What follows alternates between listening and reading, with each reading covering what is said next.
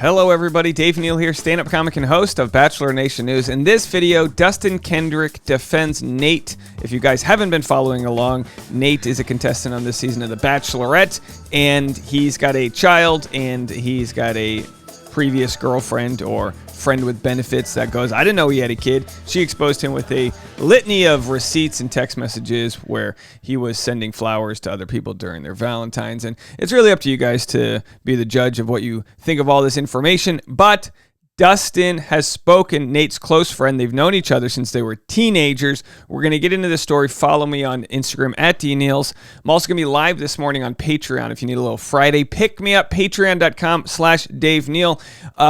Also, I'm going to read for you guys what Reality Steve has had to say about this. It is wild. Let me tell you something. I listened to most of this so far. It is pretty wild for a Friday. Do me a favor. If you enjoy all the content on my channel, the good stuff, the entertainment, the dramatic stuff, be a part of the series that we're doing right now where we're donating to different classrooms in need. As you guys know, the classrooms are underfunded in the United States, and a lot of teachers have Amazon wish lists, and every single day for the last 2 weeks, we've been promoting different teachers, and you guys are helping fill their classroom with all the supplies they need. Good morning. My name is Heather, and I have been an avid fan since the early days. Let's just say your poem days. That's an old school right there. She said, my special education students require different types of learning tools than a general education classroom, so things can't really be bought in bulk, like pencils, glue, etc., scissors. They have to be certain types. So anyway, she's got her Amazon wish list. If you guys want to help a special needs classroom, Melissa and Doug's wooden pizza play food set, different toys that are good for, different minds, a lot of good things out there that you just wouldn't, the teachers aren't getting the funding for. So anything on this list, if you add it to your cart, you can send it directly to Miss Heather's Special Education Classroom. And that's our featured teacher of the day. I hope you guys can really help out Miss Heather decorate her classroom with great supplies to help the kids. All right, let's get into it. So before I play for you what Dustin said, I'm going to read 2 comments. I don't mean to lead the witness here, but one person said, I knew this would be bad, but I'm spectacularly impressed at how much worse they're making this. In reality, Steve said, I'm not telling Dustin what to do with his podcast, and I'm certainly not going to tell any of you what you should or shouldn't listen to. But if you want to hear victim blaming, women shaming, and misogyny at its finest, go listen to Bachelors in the City pod today. Holy shoot. Now, I'm going to play what he said, and I'm also going to give as much as I can a point of view where I understand a friend defending a friend. The only problem is if your friend's done something bad and you defend them, the collateral damage is not believing the victim, not believing women, and all these other things. Now, don't get me wrong, there is a little bit of nuance to this story, right? There is, Nate didn't get down on his knee and say, will you be my only partner? And she agreed. No, they were seeing each other. They were out partying. Who knows? We're going to listen to Dustin's side, the way he sees it, and of course, we'll offer whatever rebuttal of facts we can. Nate is not an angel. He's not a perfect guy. He is a human being. Hey, guess what? Not one person in this world is either. Not one person is. So I'll say this. People need a little, they like receipts and history involved. Nate is divorced. Fresh out of his, Let's see this. If you're listening, raise your hand if you've been divorced before. I'm assuming probably not so many people, but people that have been through a divorce, it's not an easy thing to go through. I think it's probably one of the lows of someone's life, I would say, correct? So coming out of that, and I remember Nate. Well, case closed. You're divorcing someone you were in love with, someone you have a child with. Your future with this person is ending.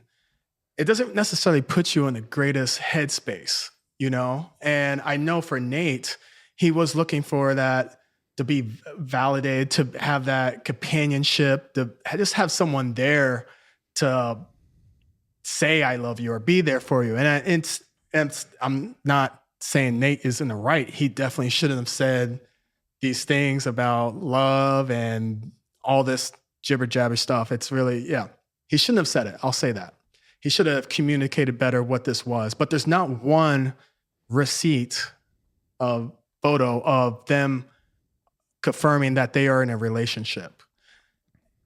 Number 2, The 1.5, the year and a half of being, she says, together with Nate is baloney. Nate never told me once he was in a relationship with this person. They were dating. They were seeing each other. No way. They were just filling things out. There was a time also that I was told, I'm not trying to put these people on Front Street. These people are not innocent by any means, but there was a time in this 1.5 where they didn't even talk for like 6 months because someone was left a bar with someone else. So this is just silliness. I can't stand when people like just flip the script and just want to go against someone. I think if you ended right there, we'd be okay. I think we're okay. Okay, yeah, sure, they were seeing each other for a year and a half. He never told us he loved her. So, obviously, it'd still be misleading to her. But at the same time, all right, let's end it there. No, they keep talking, and this is where it gets bad. You don't have one thing. Let me add on this with this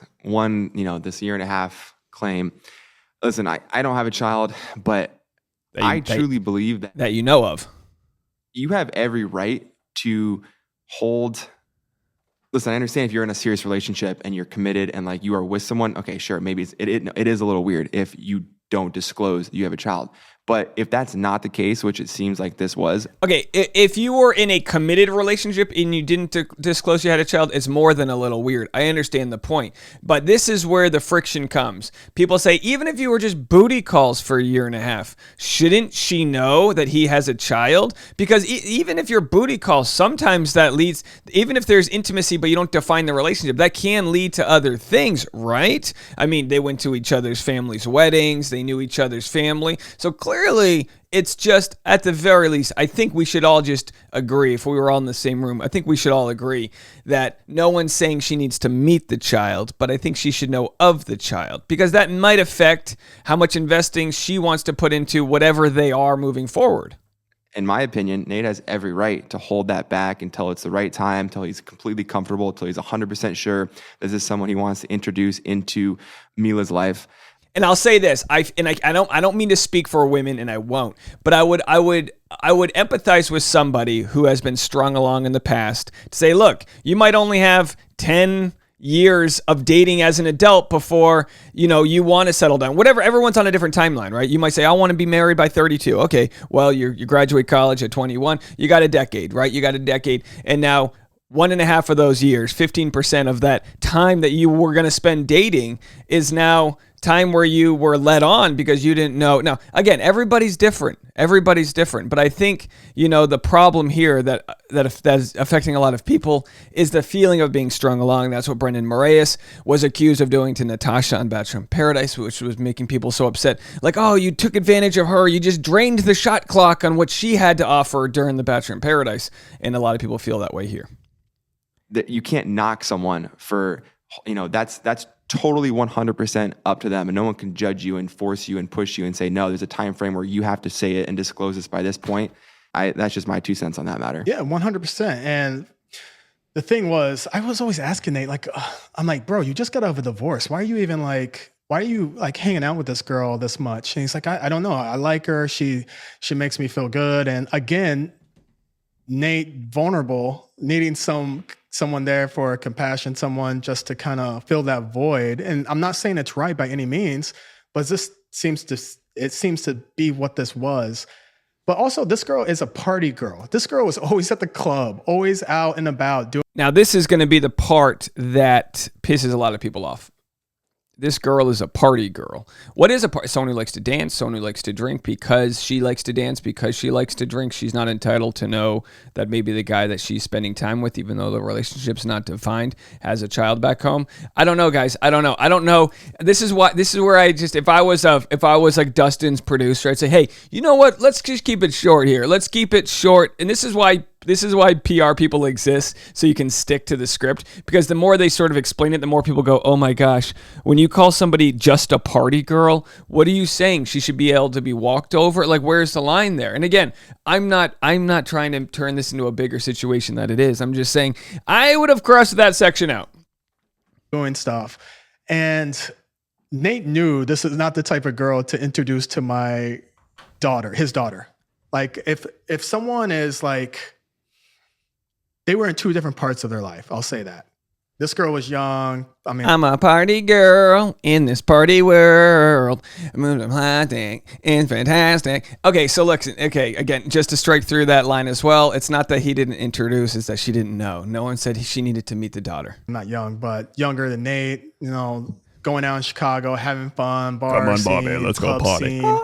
Nate, on the other hand, is Bobby, let's go party. freshly divorced, going through some shit. And he kind of just hung out with her in the scene of going out. And it's not necessarily the scene if someone's involved in that scene heavy, to bring them into the life of a daughter.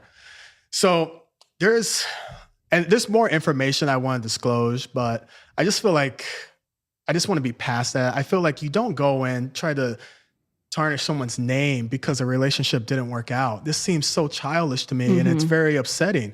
Like, I know Nate. I've known Nate since I was 14, 15. I know he would be there for anybody and try to, if he could, do anything for someone, as this seems like he was, I don't know.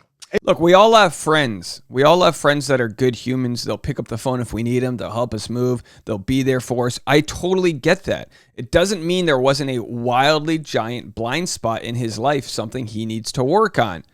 Gonna go on The Bachelor, and be ready for love. And like within the last year, this all happens. So I don't know if it's a necessarily vengeful ex here. It's just someone was like, gosh, this is weird. She hasn't, posted this on her own platform, which would acquire more followers. Yeah, she had the original TikTok, but she decided to give this story to Steve to tell with all of her information. So Steve's about to get involved as they talk about him, and we'll just listen to what they have to say there. But look, I mean, this is sort of a beast that Nate created.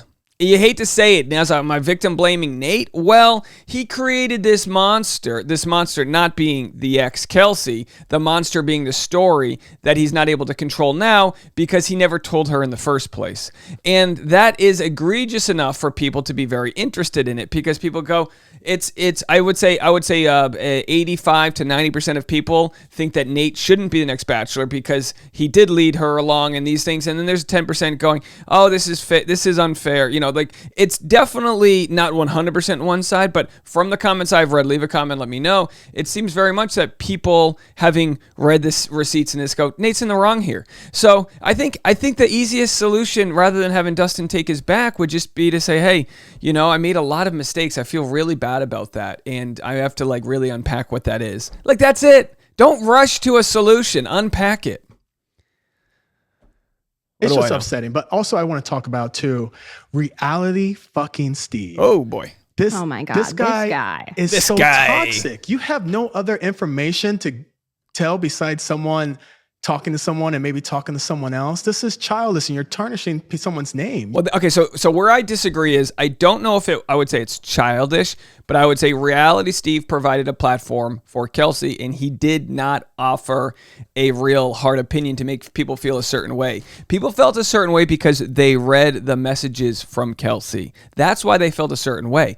Could reality Steve, in a world that doesn't have NDAs, could reality Steve had Nate on to give his defense right away? Yes, that would probably be the best solution.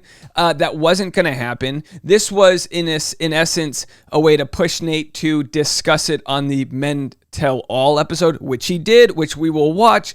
I just feel like this deserves further bandwidth here, where Nate has a conversation with maybe some women of Bachelor Nation where they actually discuss it in a way that involves humility. That's all. The second we make look, you can feel these ways about reality Steve. You can feel like, oh, he peddles in the gossip and drama of Bachelor Nation and it hurts people. Maybe, but it's a show about finding love, and this is the guy who love bombed multiple people on Valentine's Day just a short year and a half ago. So the whole let's bash reality Steve over it, I go, well, that's a little sort of misleading where the actual story is, and when you do that, it means it's just not a good look here. Or maybe it is. Everyone's entitled to their own opinion. This is terrible. And everyone's going around him and yeah, stone Nate, let's stone him. This is crazy, guys. We need people that have a voice to spread more positive messaging and to want to hear other sides of things. And let's bring it up a notch. Let's not try to talk about things that are about someone dating and actually dating someone else. Nate wasn't nowhere near in a committed relationship with either one or two of these girls. All right, so he says Nate wasn't in a committed relationship. I totally understand that that's the way Nate felt and presented himself here, and maybe the woman can agree that they weren't in a committed relationship. But maybe Kelsey saw it as something that it wasn't. They did say that Nate should have communicated better. They did say Nate isn't in the right. I don't think anyone's threatening to stone Nate. Now, obviously, people online are going to take things to an extreme, but I just reject that. Like, sure, when these types of stories come out, it can be real negative in the short term for someone like Nate, but it really can be an opportunity for him to state his truth and try to be better, and he doesn't owe that to anybody else, but that's where he's presented that opportunity. I think he's going to get it on Men Tell All. I don't know if the show is going to really grill him the way that I think would burn off all of these residual feelings. I think a real good hour-long episode, and to be honest, people knock like people like Nick Viall. Maybe he would be the right guy to be like, all right, come on, man to man here. Let's have this conversation. It was wrong, right? It's like, let's say you messed up. Let's get there. Or have a conversation with some strong female voices in Bachelor Nation. That, I think, would be the best thing to happen here. Unfortunately, Nate's not allowed to talk yet. This is obviously coming from his friend. Nate's not going to get approved to have these conversations. So knowing that Nate wouldn't get approved to have these conversations, what should Reality Steve have just not run with the story? And then maybe the story comes out in a year, and then Nate's the Bachelor, and then there's 30 plus women that are vying for his love, and then Reality Steve goes, oh, I've had this story all along. Why didn't you warn these ladies? He's love bombing. He's doing this. In the end, regardless of how we feel, Nate can and probably will be better off because of it. I think that's the biggest thing. That is the biggest you thing don't right owe there. a casual hookup anything. He's allowed to date. Again, I'm not saying he definitely could have used his words differently. Shame on Nate for maybe not for throwing around the I love you thing or whatnot, but maybe that's how he felt. Again, this is so silly, and I just hate for a show that claim that for a show that you see so many Okay, so this is going to be the worst comparison by Pilot Pete here. instances of people falling in love with multiple people in a matter of 2 months, in a matter of a month and a half. Now all of a sudden it's ridiculous and preposterous. Again, I agree with you. I think that if Nate could have done one thing better, it was maybe to hold that back. But in his defense with this, the show is all about this. And so he essentially was doing what the show already, pushes people to do and open up about their feelings. So Nate was doing what the show does, even though this happened 2 years before Nate was on the show. Your Honor, I was just, okay. But now we're knocking him because it was done outside of the show and not, well, guess what, guys? I'm going to say it. The cameras were filming. Oh my God. So my 2 cents on this is that Reality Steve is not a Pulitzer Prize winning journalist. He is a clickbait king, and he will post half stories and half with whatever receipts he can get that justify whatever claims he's making. And I think that has been really damaging to a lot of people. I think he has ripped some people in Bachelor Nation, and I think that he's a skeezy dude.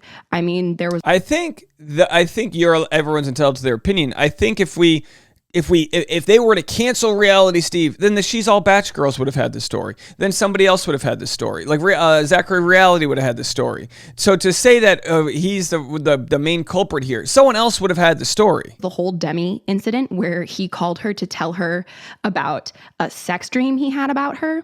What the fuck? I don't think that this man should be on this high pedestal and throne that we give him.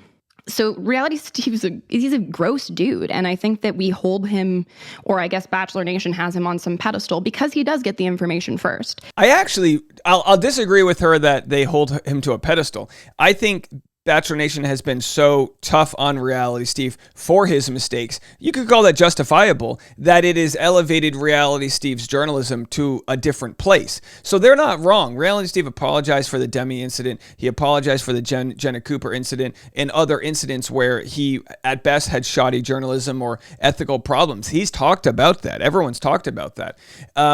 Reality Steve has grown as a journalist within Bachelor Nation. And I think Nate can grow as well. I don't think anyone's trying to cancel anyone here. I know how Bachelor in Paradise ends. I'm so sorry. I've been spoiled. I know how this season ends. I've been spoiled because of Reality Steve. And that's cool and all. But also, this man is not our God. This man is not a good person. And people are collateral damage in that. Actual people who have real lives like Nate. And all of this commentary is now something that his daughter is potentially being exposed to too, which is a whole other can of worms of intensity that I can only imagine is really weighing on him pretty heavily right now.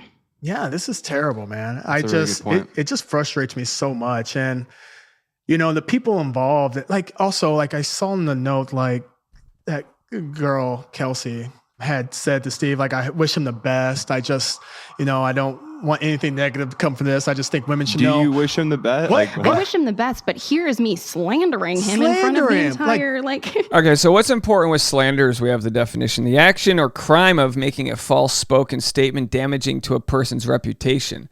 This 100% is not slander. This is Kelsey sharing hard first-person evidence of conversations she had with Nate, of photos and all of that. It's not slander. Hard stop.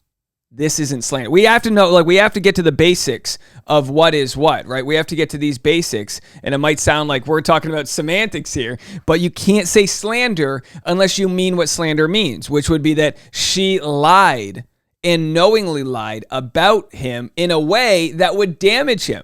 She did not make false and damaging statements. False statements are the important part. You can say some wild things about someone else if you know it to be true and if you believe in good faith that it is true. Hey, not a lawyer here. Look it up for yourself.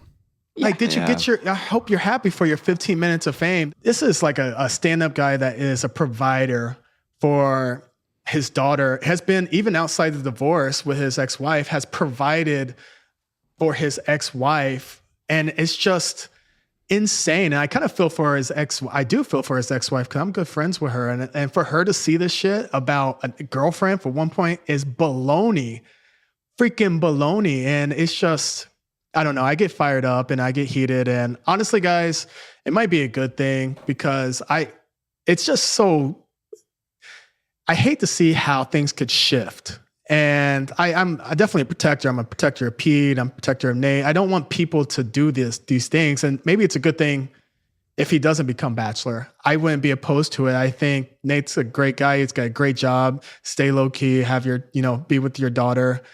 And I think, I don't know, maybe the fans ruined it for him possibly being in that light, but I'm kind of happy. I'm just going to say, if that is the case, America's truly going to miss out because obviously I don't know Nate as long as you have, Dustin, and just, I met him in the last year and a half, but what a stand-up, truly individual, everything that I've seen from him, and I've spent, we've done a couple trips together and he's come out to New York a bunch. I've seen him in Chicago. And again, sure, you guys want to knock him and say that he wasn't perfect in every scenario and didn't handle every non-exclusive relationship perfectly. Great. I guarantee you've probably done something similar in your life too. And I think that's a reason why we've seen kind of like this cancer culture kind of fade out and just lose its, a lot of its momentum, is because at the end of the day, it's ridiculous because nobody has the right to judge anybody, because unless you're perfect in this world, You're not. Whoever's perfect casts the first stone, right? And I think it's just sad to try to knock down someone. They would throw stones today. No, Jesus Christ. And who knows, the reason behind this and the motive. But again, I'll say it here. I think America's going to miss out if we don't get Nate as a Bachelor. I think you do an incredible job. But Dustin, I actually agree with you and I hear you. Maybe this is the best thing, and Nate doesn't need this by any means. That's for sure. He's got a great life with his daughter and a great relationship still with his ex-wife, which is cool that he can say that. He's got a great job. He's got a lot going for him. So, all right. So then they kind of just ramble on. Look, I think no one's arguing that everybody's perfect. And I think best thing Nate can do is just find his faults that he's made there. And I think the audience would forgive him. Let me know what you guys think. Here's Reality Steve's final response after watching or listening to this podcast. Favorite part, Peter saying nobody has the right to judge anyone in this world. Dustin said this girl is a party girl. Nate knew this was not the type of girl to introduce to his daughter. Got it. Maybe just stop talking and sit this one out.